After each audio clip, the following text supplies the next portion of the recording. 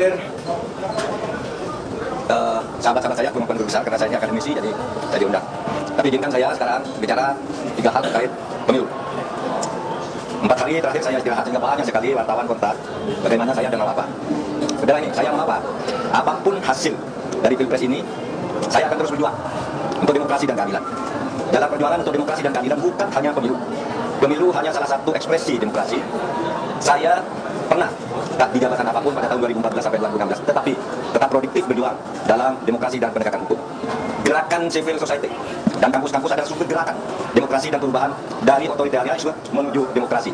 Sejarah mengajarkan bahwa jika demokrasi disumbat, maka demokrasi akan selalu membuka jalan sendiri. Ini sejarah kita maupun sejarah dunia.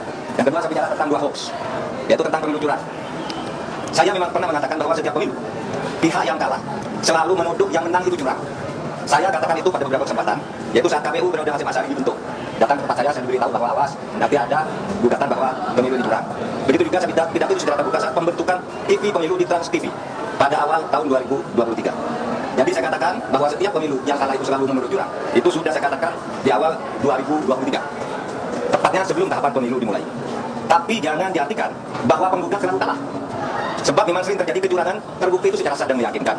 Ketika saya menjadi ketua MK, MK pernah memutus pembatalan hasil pemilu dalam bentuk perintah pemilihan ulang maupun pembatalan penuh.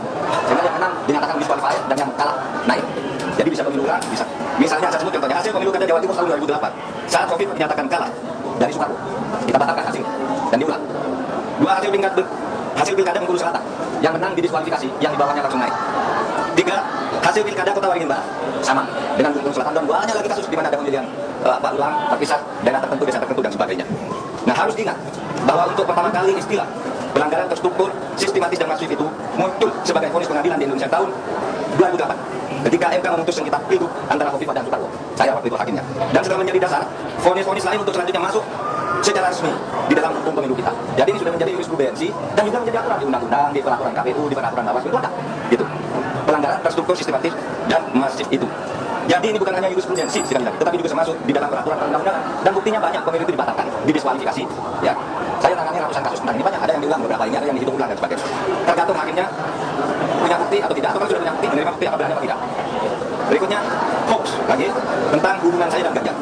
Ada viral di medsos bahwa saya tak kompak dan diisolasi dari Ganjar dan PDIP karena pada hari Rabu tanggal 14 Februari saya bilang sudah 4 hari saya tidak bertemu atau berkomunikasi dengan Ganjar. Pada waktu itu ketika ditanya oleh wartawan Rabu pagi itu, kapan Pak terakhir ketemu Pak Ganjar? Saya bilang sudah 4 hari saya tidak berkomunikasi, tidak kontak. Kenapa? Karena sejak kampanye terakhir tanggal 10 Februari di Solo dan di Semarang saya langsung umroh. Jadi yang berkomunikasi dong, bukan karena berpisah, karena tidak kompak dan sebagainya. Dan tanggal 13 baru pulang dan langsung kerja. Kapan ketemunya? Untuk mencoblos.